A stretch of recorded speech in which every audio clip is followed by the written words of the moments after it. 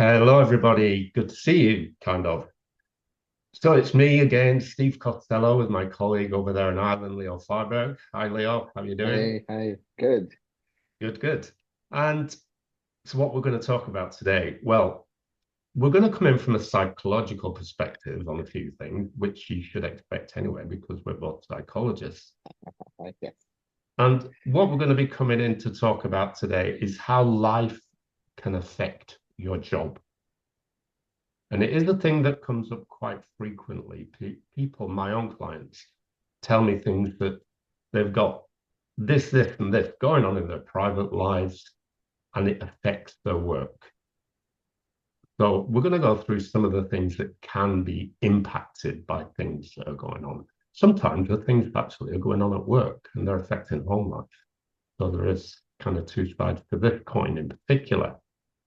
So let's think about emotional well-being. I'm going to start. I'm not going to keep talking. I'm going to keep throwing the ball back and forth between Leo and I, so which we like to do anyway. So emotional well-being,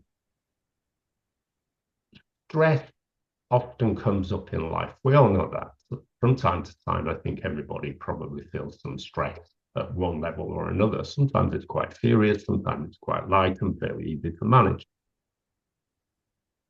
But stress from personal issues in our relationships, in our family, within our health. We may have a health condition going on. Those things can reduce focus and productivity. They can lead to something called absenteeism as well, which is quite an interesting word. Absenteeism is costing the economy in the UK a phenomenal amount of money every year. So what is sorry, not absenteeism, I used the wrong word. Presenteeism. Presenteeism. So, in other words, you're present at work, but you're not. And it's costing, like I said, it's costing the UK economy in particular a lot of money every year. So, people are turning up at work. They've got all these personal things going on. Their emotional well being is taking a big hit. They go to work, they do their best to do their job, but they don't, they don't succeed. It's the job suffers, they're suffering. So, it's kind of a vicious circle and nobody's going anywhere fast. And then relating to that as well, also emotional well-being, we've got unresolved trauma or emotional distress. Those things can lead to burnout if they're not managed. They can lead to emotional exhaustion. So in other words, we become unfit for work in a way. So this is where presenteeism kicks in. So what do you think about these things, Leo? Oh, that that's a big thing because when you're busy or your brain is busy, sometimes you don't even realize when your brain is busy. We think that the brain works when we get thoughts and we think about things, Mhm. but sometimes there are not even thoughts or not no obvious emotions that you can identify, that you are aware of. The brain keeps working because it's busy processing uh, all the troubles, but most people do say that they keep noticing that their thoughts circle around one problem when they think of the bad outcomes uh, that may happen, like what we call sometimes up to the level what we would call catastrophizing, that the worst scenario will happen. Now there's too much information around, and they're thinking about some other country's election or some other part of the world situation, and they're all busy and they cannot concentrate on the uh, things they have to do right now in the work environment.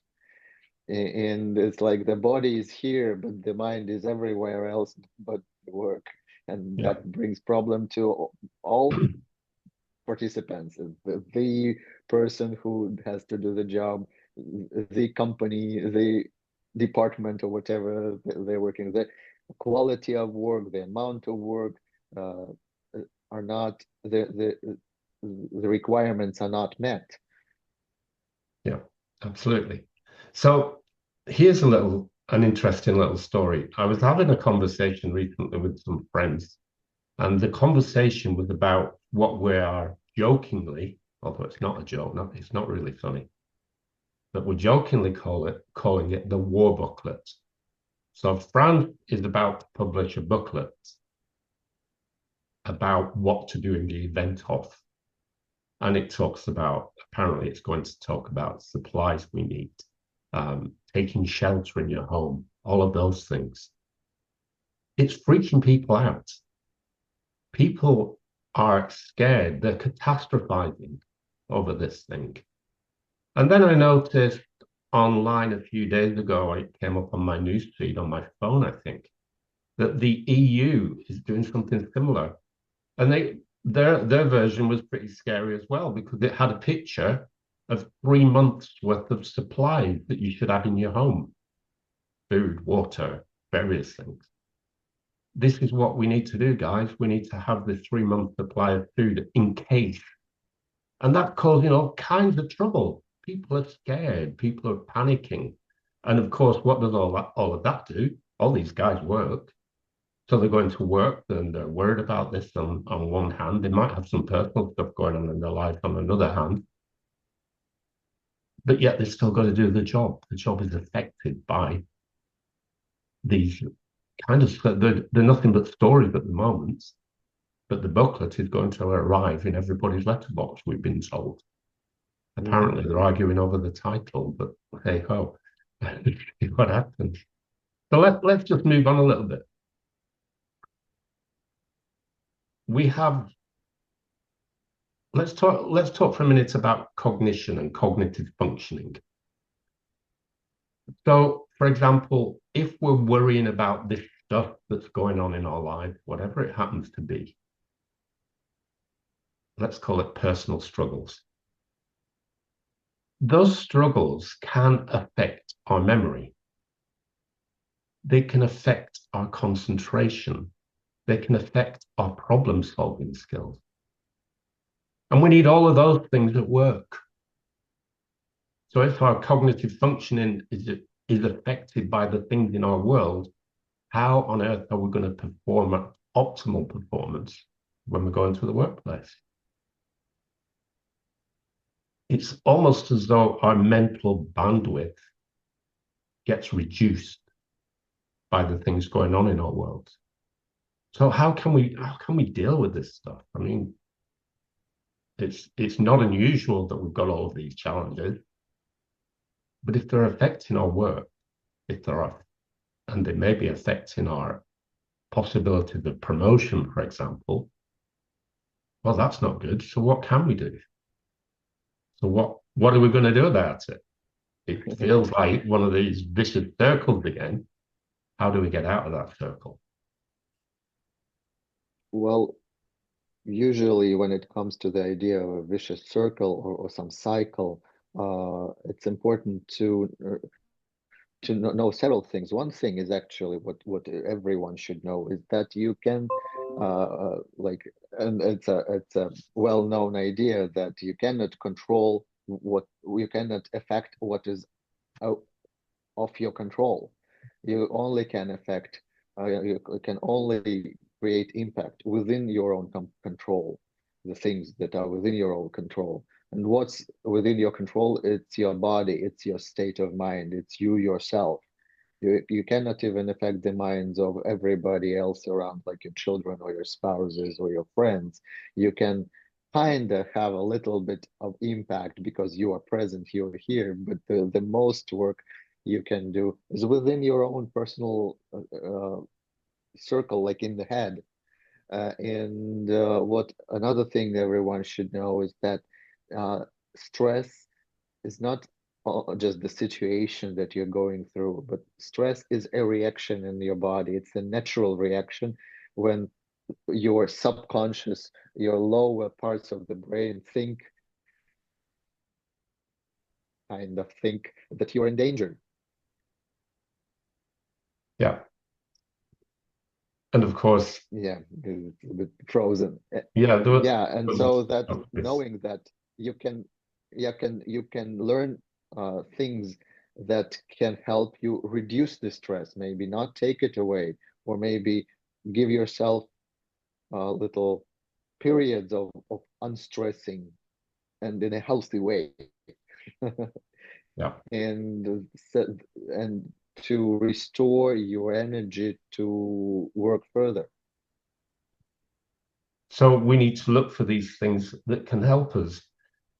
Stress at work, stress at home are what I call natural occurrences. So unfortunately, though, of course, we know very well from our own work that these things can extend and they can grow. It's almost like a monster that grows and it gets so big that life becomes difficult to Hmm. manage. That's why we exist in the jobs that we do, I suppose, or at least it's one of the reasons. But what about some coping strategies? So, for example, I use mindfulness in my work. I don't take my clients on a mindfulness program. I listen to them. I hear what's going on. I hear what works for them and what doesn't work for them. I hear what's failing in their lives or in their job and what isn't failing. So I use mindfulness exercises to help them just ground themselves and center themselves a little bit. And then I'm pretty mean about this. I push them quite hard to make sure they practice what I give to them. So in other words, I never let them get away without mentioning how they're getting on with the exercises I took the previous week, for example. Mindfulness is powerful. It can and does work, only if we're willing to practice, which is one of the keys. So mindfulness is something that can be used, something that can be done. I don't recommend anybody jumping onto Google or one of the AI programs to say, give me a mindfulness program, because that won't be specific enough to their needs. So we've got mindfulness. Yes, that's what I often find. Yeah, yeah. Yeah, That's what I often find, that people say, "Oh, I tried meditation, it didn't work. Oh, I tried some app, and it didn't change anything." Some people say that, yet yes, it helped, but the personal work is something that will give you like a custom tailored the it's not, it would be a personal program. It will not be a standardized thing, which is not bad, but sometimes uh, uh, standard things have to be accustomed to you. yeah, absolutely. Another important thing as well is, and I come across this too often, where people don't have enough supportive relationships in their lives. The good thing about there's many good things about supportive relationships, and I'm talking about supportive relationships outside of work more than inside of work, although they're important as well. Good relationships can help us to improve our resilience, and resilience is a key. It's a big one. Resilience helps us to manage a whole load of things in our lives. So it's great you can have a supportive relationship with me, my clients get that supportive relationship. But we need to look broader. We need to look in our community. We need to look in our family. Who can I talk to about this stuff? Who can I share? I don't mean catastrophizing over it and getting all deep and dark. I mean, who can I talk to about making myself stronger, being happier? And of course, if we've got supportive relationships, as I said, they do help us to improve our resilience. They also help us to improve our motivation as well. It's a great feeling when you know that there are people there for you, and Yeah, that is motivating. So, what yeah, and else do you give? I also want to add up about the relationship thing, because one thing is having like a therapeutic relationship with your counselor or therapist. That's one thing. It's a healing relationship, and it's concentrated on healing. Some close relationships in family or with friends, whom you can share your problems and get support. It's wonderful. But the third thing right now is kind of underestimated, though it's lost. It's just being in a relationship with a community. It doesn't have to be a deep relationship. People are kind of dismissal about, oh, there's the small talk. Yeah, but it's people feel safe. People feel less stressed when they are in touch with other people who are safe, not again talking about bad things or catastrophizing together. But people used to go to pubs, people got used to go to dances, to different hobby groups, and it was lost due to internet and due to COVID in many places. Right now, I'm new to the community, but I joined several groups like a choir, an Irish speaking club, a theater group, and they're all free. And I'm not in deep relationships with these people.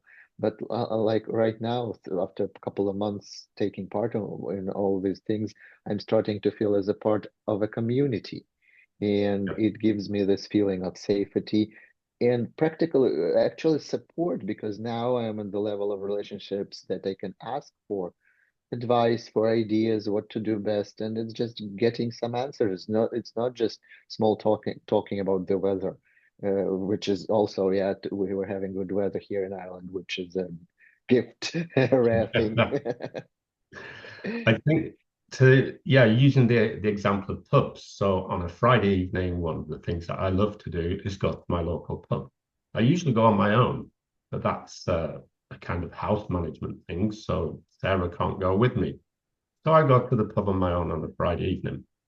Last Friday evening, I was part of a group of about 7 people, I think, at one particular point. And of those 7 people, one was a chef, one was a photographer, video filmmaker. One was a famous BBC, British Broadcasting Corporation cameraman who films wildlife stuff for people like the Attenborough Mhm. organization and what have you. So he was really fascinating. He'd just come back from Antarctica and he had some amazing things to tell about his work there.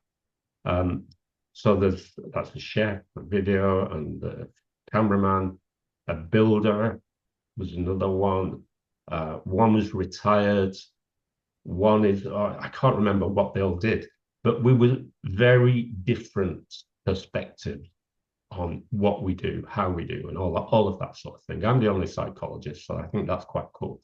Um, so we just had this really great set of conversations, and it was energizing. It was positively energizing. So that's something that anybody can do if they're willing to step outside. I've got to step outside and go to the local pub on a Friday evening to do that, but it's a positive thing.